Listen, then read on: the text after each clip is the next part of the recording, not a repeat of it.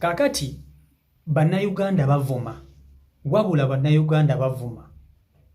Omuwala oyo mulaba ali mu katambi Kadaama, oyo muwala Kadaama era nga yaakaddayo ku kyeyo e Saudi Arabia okola.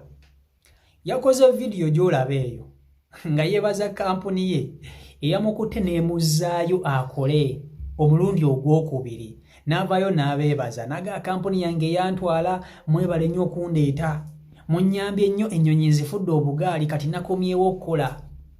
Kati mu comment section bakadaama banne ekifo ky'okumuyozaayoza okukomawo ku kyeyo n'abantu abalala abatali bakadaama baavumye omuwala, baavumye Kadaama ono, baamuvumye kye batamuvumye tekiriiyo.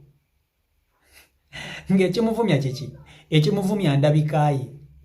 Endabika ye mbu yeemuvumya, naye bammammwe abalaba vidiyo eno Kadaama ono mulaba alabika bubi oba nedda? Kibuuzo kiri eri mmwe. Omanyi bagamba nti ffenna twatondebwa mu kifaananyi kya Katonda.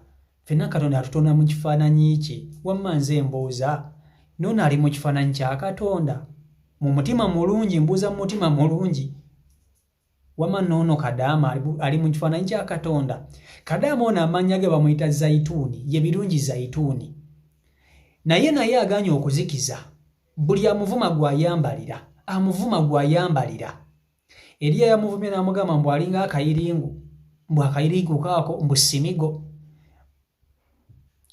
simigo w'e Uganda, mbu Abalabu baafunye simigo, mbu omwana w'Omulabu aba ayagala kusirika, mbu Kadaama amutunulira bw'atyo omwana w'Omulabu ne yeekanga n'atya, mbu Kadaama alinga ekirooto eky'entiisa, bannange muvuma.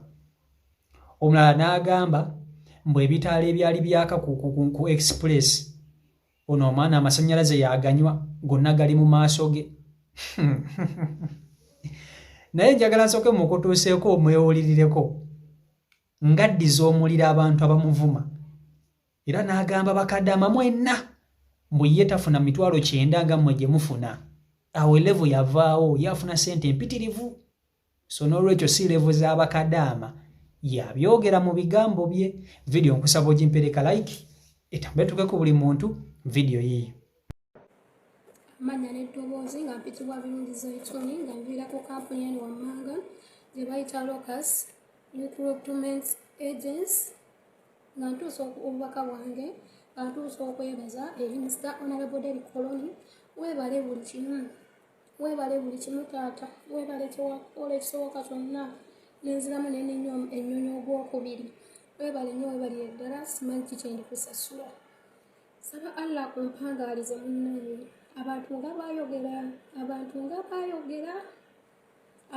banjogerera naye tewali kitaggwa. Neyekkata nja girinnya, ne weeba Amerika nja kutuukayo. So Mr. Honorable Derrick Koloni neyaza ekibuli kimu kyewakola okulaba nga travelinga. N'ekirala okiikirira Gogonyo Palisa. Amanya n'eddoboozi nga mpitibwa birungi Zayituuni, natuusa okwebaza kwange eri mwenna abankomentinze mu comment sections. Mwebale nnyo, mwebalire ddala, mwebale kunvuma, mwebale kumpa likes, mwebale kumpa views ze mbadde sirina. Mwebale nnyo, mwebalire ddala. Ate n'ekirala nze ndi litani, n'omwe munaakola mutya n'omwe neetuga, nze ndi litani. Contract yange eriko ssente endala, goba contract ye eriko lwenda era ng'eriko ssente endala baddiya. Neeyongera okubategeeza era okubajjukiza Mukama gwe yawadde n'ennume ezaala. Mukama aba yampa amaaso gange amalungi ge gabaluma, bambi mbasaasidde. Nze Honorable sijja kuwummula mweyanza. Mukomentinge buli comment section nga mumpa likes, nga mumpa views ne blue tick ngifune. Mwebale nnyo, mwebalire ddala baddi. Kyembadde mbagamba kikino, kyembadde mbagamba. Olaba muvuma Museveni pulezidenti waffe atufuga mu Uganda. Olaba mumuvuma ne mumukolamu katyuni kati olwonzezaayi waabwe. Olaba muvuma ba blue tick. Nze naye munanvuma sirina kyenja kuvaako. Ate n'ekirala ndi mukola. Ababadde tebakomentinga ku vidiyo zange bazze bakomentinze. Bambi bamikwano mbatuumidde mukolo ogwo bwe mwapatana. Neyongera okubajjukiza mbuuza ennyonyi nja zifuula obugaali kagwake keetonye ennyonyi nja zifuula obugaali oba mwagala oba temwagala nja zifuula obugaali kijja baluma kuba ssente zange si za taata wammwe si za bamaama bammwe ssente zange kati so ne munansabula munsabule nga bwe mwagala mukola ekisoboka kyonna ekisooka ndi mu mbejja sooka kibalume kijja baabya. Nekirala abamu temwagaliza abantu abamu temunjagaliza naye mujja kakasa mbu lokasi yeyandeeta lokasi yeyandeeta era gye natambula nayo n'omulundi ogwokubiri so n'olwekyo nsuulana bulungi nnyo pasipooti yange nze ngiyina nesawa ya kakati nsobola ogibalaga nti muyina emitimu egyefutwa egitaagaliza bamikwano mukakkanye ebimansula okumimwa mwasama nnyo bye mutamanyi so n'olwekyo mujja kukakkana ennyonyi nja zifuula obugaali ne mu Europe nja kutuukayo buli wamu nja kutravelingawo kuba siina nnyo gundi siina nnyo stress zammwe sijja beera ku stress zammwe mmwe abali e Uganda abamu muli ku kyeyo mubonaabona muyina ennaku batumidde mweraba. Kati kino kye bayita omuntu okuba nti tanyingirwa mu ttooke. Omuntu okuba nti tanyingirwa mu ttooke. Mumuvuma abavuma, mumuwa abawa. Kati ye Kadaamo ono bamuvuma abavuma. Naye bamuvumye. Ebigambo bye babimuvumye biwera ate nga bingi. Ye yeebaza kampuni ye. N'agamba nti neebaza kampuni yange yantwala. Jjukira yimbulitani.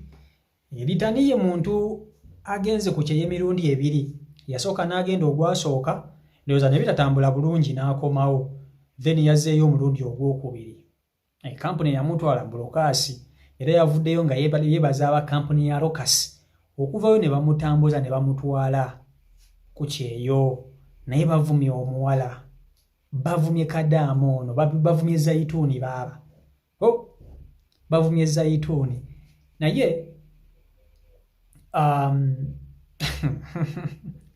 kati wano nange ebyokwogera bimbuze nenye bantu kumuvuma kuba nego bavuma naye tagooka tanyigirwa mu ttooke bamuvuma abavuma ye yagambye ssebo mweta kyali mu levu z'abakadaama bano bakadaama abalejjalejja mbu ye Kadaama Promax tafuna 900 tafuna 8 nga bakadaama bamuze mufuna ye afuna ssente empitirivu oba ali mu mmeka simanyi ye yeewaana bw'atyo era n'agamba nti abantu abasinga okumuvuma mumuvuma olw'okuba nti alabika bulungi mumuvuma olw'okuba nti alina amaaso amalungi alina amaaso agalabika obulungi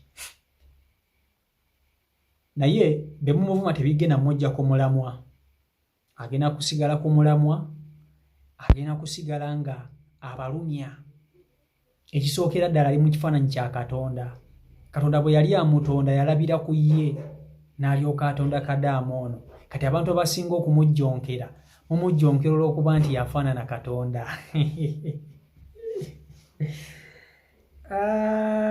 Naye gwe nga gwalaba vidiyo eno toseka naye gwalaba vidiyo eno gulooza Kadaamo ono bye bamuvuma bituufu oba nedda. Kati ensonga eno ngitaddemu mmwe Kadaamo ono abamuvuma kuba naye abaddiza kati ate abamusinga bamuvuma mwagamba mbu agenda kubayiga babatikke babakomye oba babasibe naye atiisatiisa. Kati omuntu akuvumye oli Kadaamo oli eri Saudi bw'ate ogenda kumutikkisa bamujiba waba Kadaama bamutikke bamugye Saudi bamukomyewo Uganda kale naye atiisatiisaamu ng'omuntu naye ku bintu by'omuvuma ensonga zino kanziteekereko mu mmwe wamma yatondebwa mu kifaananyi kya Katonda era abamuvuma naye baaba mulimu omuntu gw'otunuulira nogaba naye twava mu Katonda ffenna tufaanana Katonda tulina okuvumaŋŋana omwana abandi mumuleke akole mumuleke ennyonyi azifuula obugaali, mumuleke agende Europe, mumuleke agenda okuba yabagambye bw'avaawo agenda Europe.